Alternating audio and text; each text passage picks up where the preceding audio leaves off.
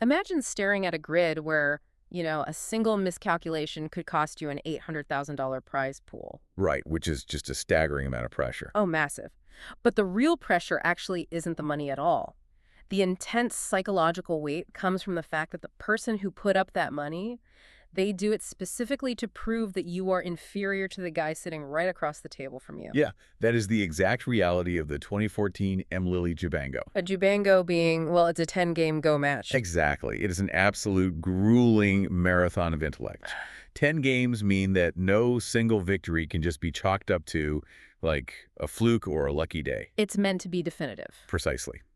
The sponsor of the event in Lily's CEO, Ni Zhangin, he actually put this massive high-stakes event together because his favorite player, Gu Li, had recently lost a couple of just heartbreaking half-point games to Lee Sedol. Oh, wow. So it was personal for the sponsor. Very personal. Yeah. He firmly believed history demanded a definitive answer to who was truly the best. Well, welcome to our deep dive into the book Relentless, which chronicles this legendary clash of minds. And our vision today is to extract a masterclass in strategy, philosophy, and really how to navigate chaos, custom tailored for you, the listener. Because this isn't just a breakdown of a board game. I mean, we really want to stress that. Yeah, not at all. Because in an era where professional Go players are trained in highly specialized schools from early childhood, which results in incredibly brilliant but somewhat homogenized playing styles, these two titans are total anomalies. They really are. They are fiercely individualistic. Totally. Okay, let's unpack this. Because they were actually born just 1 month apart in 1983, and yet they might as well have come from different planets. So to truly understand the decisions they make under that immense pressure, we first have to look at the environments that forged their minds. Because they retained completely unique, highly original styles of play that basically defy modern conventions. Let's start with Go Li. So Gu Li hails from Chongqing, China. And if you know Chongqing, it is a massive, thriving metropolis. I mean, a colossal commercial hub situated right at the confluence of two great rivers. So lots of energy, lots of movement. Exactly. And his style of play directly reflects that sheer scale and momentum. It is thick, it's powerful, and it's explosive on the board. Though, he actually wasn't always the picture of a disciplined master. The text shares this great anecdote from his childhood that I just love. The arcade story. Right. Yeah. So Gu was booming in China at the time, so his parents enrolled him in classes. But young Gu Li discovered the local video arcade. Naturally, as kids do. Right. But he didn't even have money to actually play the arcade cabinets. He just loved the chaotic energy of the room, so he started skipping his Go classes just to stand around and watch the other kids play. Which did not go over well. No, not at all. His father eventually caught him, and the resulting fury was apparently so terrifying that Gu Li never missed another Go class in his life. That's a serious course correction. But it worked. He channeled that explosive energy into his training and eventually apprenticed under the great Chinese master Ni Weiping, who actually traveled to Chongqing specifically to test the boy's raw talent. So if Gu Li's style is the unstoppable force of a modern Chinese metropolis, it kind of stands to reason his greatest rival wouldn't be another city kid, but someone formed in total isolation. A complete contrast, yeah. Right. Lee Sedol grew up in South Korea, specifically on Bijimdo. And it's a small, relatively poor island where the main industries are just agriculture and salt farming. A very different vibe from Chongqing. His father actually ran a small Go class there on the island and recognized Lee's talent early on. But the training wasn't exactly a formal academy. No, it was relentless. Yeah. While his father worked the farm, he would give young Lee these highly complex life-and-death Go problems to solve. And he wouldn't let him stop, right? Right. He refused to let the boy stop until he found the exact right mathematical sequence, even if it took all day. Consequently, Lee Sedol's style is intensely practical, dynamic, and just razor-sharp. And he is completely unapologetic about his independence. There is this incredible quote from him in the text that just perfectly captures his mindset. Oh, about his fans. Yeah. When someone asked him about his critics, he just bluntly said, "I don't have enough time to take care of all my fans, so I don't even think about my critics." Wow. Just total confidence. I know, right? It's an intense clash of philosophies. It's like watching a street-smart boxer with explosive knockout power step into the ring against a hyper-analytical martial artist who trained in total isolation. That's a great analogy. And what's fascinating here is how those distinct childhoods manifest directly in their spatial reasoning. How so? Well, if you picture a split screen, right? The neon glow and crushing density of a Chinese metropolis on one side and a quiet, windswept agricultural Korean island on the other, Yeah. you can see how those environments dictate their strategies. Like it's baked into their DNA. Exactly. Lee Sedol, the islander, thrives on bold, decisive trades. He is perfectly comfortable making massive sacrifices if the underlying logic holds up. Whereas Gu Lee, from the metropolis, relies on structural dominance. The text literally describes his power as tearing through opponent frameworks like tissue paper. man, the sheer aggression of that makes it really tempting to view their matches as a war of annihilation. I mean, usually when you sit down to play a game, the goal is obvious, right? You conquer the map, you wipe out the enemy. But if you view Go strictly as a battlefield, you are actually falling into a conceptual trap. Yeah, the authors of Relentless warn explicitly against the warfare model. They suggest alternative mental frameworks that I found really interesting. Yeah, like instead of a battlefield, imagine the game as a complex business negotiation. Or an elaborate dance. Right, or even something as domestic as mixing a cake where you are balancing delicate ingredients to achieve a very specific chemical reaction. The forces on the board are entirely elemental. Line and circle, wood and stone, black and white. I love that, because there is no moral right or wrong in a game of Go. A move isn't, like, evil just because it's aggressive, and a defensive posture isn't inherently good. There's only possible and impossible. Exactly. The authors quote Bruce Liu to illustrate this mindset, saying, "Use only that which works and take it from any place you can find it." That's brilliant. And if we connect this to the bigger picture, this objective, emotionless mindset is what separates good players from true masters. It's just pure calculation. Right, and it's deeply tied to ancient philosophy. Yeah. Sun Tzu's Art of War is highlighted in the text, specifically the insight. The side which knows when to fight and when not to will win. Meaning you don't fight just for the sake of fighting. Exactly. Blinding yourself with a desire to destroy an opponent leads to fighting unnecessary, costly battles that ultimately compromise your entire position. You know, I think this is profoundly applicable for you listening right now. When you are facing a massive challenge at work or navigating a stressful negotiation, treating it as a moral battle where you are the righteous one and they are the villain, that just drains your cognitive resources. Makes you reactive instead of proactive. Right. But treating the conflict like physics, just lines, circles, and elemental forces, it removes the emotion. You stop being angry at the obstacle and you simply find what works. Armed with this elemental mindset, we can look at the mechanics of what actually happened when these two sat down in Beijing for Game 1 in January 2014. Let's get into the game. So Lee Sedol plays black, which means he goes first, and he opens with a formation called the Micro-Chinese opening. Let's break down how that actually works, because it's just a brilliant piece of psychological manipulation. It really is. So the Micro-Chinese opening is a specific asymmetrical formation on one side of the board. And it intentionally leaves a wider gap than usual between stones, almost daring the opponent to invade that space. It is entirely designed to lure the opponent into an unbalanced fight. By leaving that gap, black is essentially saying, come on in, but you'll be fighting on my terms in my gravity. Setting a trap for move one. And the core concepts that emerge from how Lee manages this opening are highly instructive. The first one is a J. Right, a jeshi. That's a Japanese term that roughly translates to taste, right? But mechanically in Go, it refers to latent potential. Taste potential, yeah. It's the lingering possibility left behind by stones that seem dead or trapped. So they aren't actually dead. Well, Lee Sedol is a master of utilizing agi. He uses an incredibly light touch, refusing to force situations to resolve immediately. He leaves formations slightly open and ambiguous, preserving that taste. Which has to be maddening for the opponent. Oh, absolutely. He allows seemingly dead stones to sit quietly, forcing his opponent to constantly worry about how those stones might suddenly activate when the geometry of the board shifts, like 50 moves later. It's like planting a seed and just walking away, knowing it's going to grow into a thorny bush right where your opponent wants to walk later. Perfect way to put it.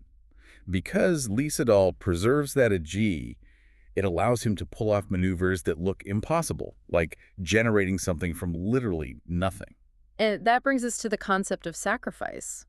Because at one point in Game 1, Lee deliberately sacrifices 5 of his own stones deep inside Guli's territory. Which, to an untrained eye, looks like a massive blunder. I mean, giving away pieces is usually how you lose a game. But remember, we are operating on the laws of physics, not emotion. Because those 5 stones were placed deep inside White's territory, White, which is Gu Li, had to spend his own turns capturing them. Right. For every stone Black played, White was forced to answer to mathematically secure the capture. This meant Black gained free moves on the outside of that territory. A complete trade-off. Exactly. While Gu Li was forced to spend time securing points he basically already owned, Lee Sedol was using those corresponding outside moves to build a massive, imposing wall of influence facing the center of the board. So he essentially forced Galicia to pay for real estate he already possessed and then used the profit to build a skyscraper right next door. That's exactly what happened. Here's where it gets really interesting, though. There is a famous proverb in Go, if you have to run, bring a friend. A classic. Right, and during Game 1, Lee Sedol's group comes under a severe attack. But instead of just running away defensively and securing his borders, he immediately counterattacks to create a new weak group for Gu Li. Yes. Wait, really? Because strategically, that sounds insane. If your house is on fire, your strategy is to set your neighbor's house on fire so you can run out together. That makes no sense. Huh. Well, it does sound insane when you put it like that. It seems chaotic, Yeah. but the mechanism behind it is about shifting power dynamics. Okay, explain that. If only your group is weak, your opponent dictates the entire flow of the game. They get to attack you, and every defensive move you make gives them an advantage elsewhere on the board. Because they're scaring you. Right. But if you force their group to become weak simultaneously, the playing field is completely leveled. You aren't just fleeing anymore, you are maneuvering. Oh, I see. It stops being a one-sided hunt and becomes a mutual race for survival. And surviving that race requires understanding another vital concept demonstrated in this game, which is the cunning rabbit has 3 holes. The necessity of an escape hatch. Mechanically, it's about maintaining balance through a concept called miai. Miai is a scenario where you have 2 distinct, equally valuable moves available to you. So if your opponent takes one, you simply take the other. Exactly. They are mathematically equivalent. A master player always maintains miai. But the cunning rabbit proverb suggests you also prepare a third option, a hidden tunnel, just in case the entire board dynamic shifts. Which happens in Game 1. It does. During Game 1, Gu Li's center dragon, which is a massive sprawling group of stones, seemed entirely trapped. Yet he found a brilliant sequence that allowed him to escape along a hidden tunnel he had prepared much earlier in the game. Despite that brilliant escape, Lee Sedol ends up winning Game 1. And he wins it not by obsessively trying to kill Gu Li's escaping dragon, but by maintaining a measured, calm attack. He used the pressure of the attack to quietly consolidate his own territory on the edges. As the book quotes from Lao Tzu, if you rejoice in victory, then you delight in killing. He wasn't out for blood. No, Li didn't need to kill the dragon. He just needed to gently guide its escape path while taking profit everywhere else along the way. So Lee Sedol draws first blood in Beijing. A month later, February 2014, the players moved to Pinghu for Game 2, and the organizers selected Pinghu for a very specific reason. This city carries profound historical weight in the Go world. Pinghu was the site of the legendary Dangku Games in 1739. This was a series of matches during the Qing dynasty between 2 preeminent masters, Fan Zhaiping and Xi Shangxia. Xi Shangxia's backstory alone is just remarkable. He was a sickly child, and his family deemed him too delicate to play Go, assuming the intense mental strain would literally damage his health. They really thought thinking too hard would hurt him. Right.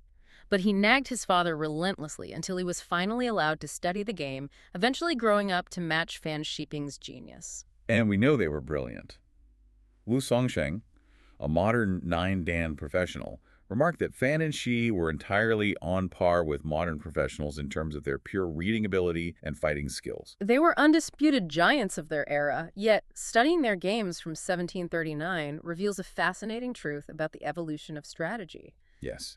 Back in the 1700s, players almost exclusively used diagonal openings, known as the regulation fuseki. If one player took the top right corner, their next move was invariably the bottom left corner. They actively avoided playing next to each other. The goal was to keep the game incredibly narrow. Because black always goes first, black has a massive inherent advantage. So the strategy was to break the board down into smaller, isolated battles to preserve that initial first move advantage. So what does this all mean for the modern game? I mean, how does that shift? Well, this raises an important question about adaptability.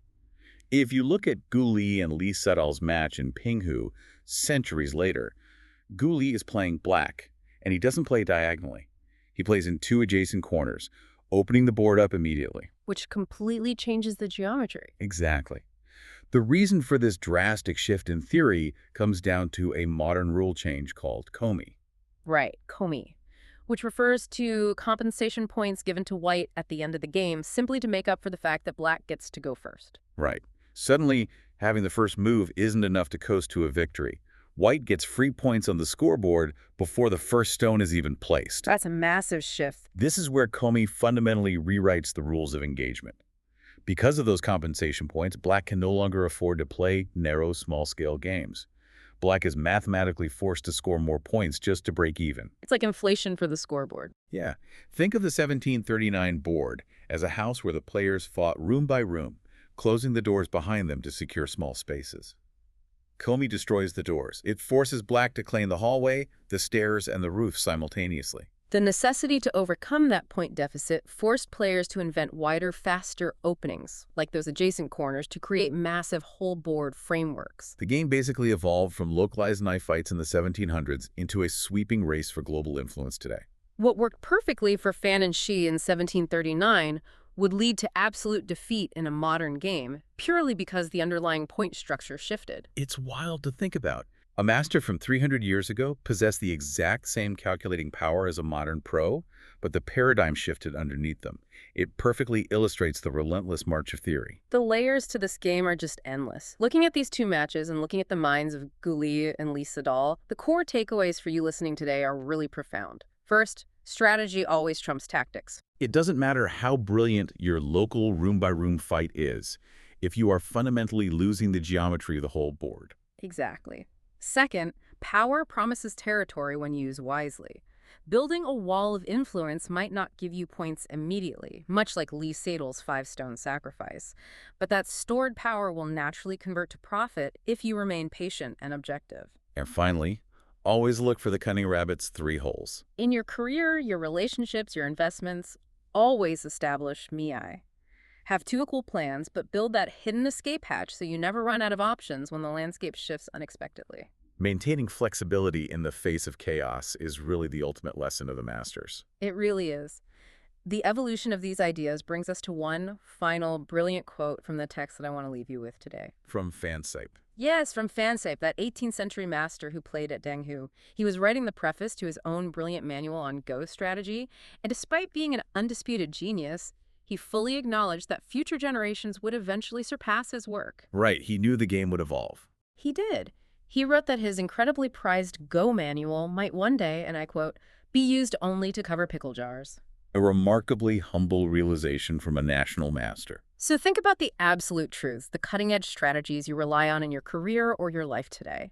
If human knowledge is evolving as relentlessly as Go theory, shifting the geometry of our world underneath our feet, which of your most prized ideas are destined to become nothing more than covers for pickle jars? And more importantly, are you ready to adapt when they do?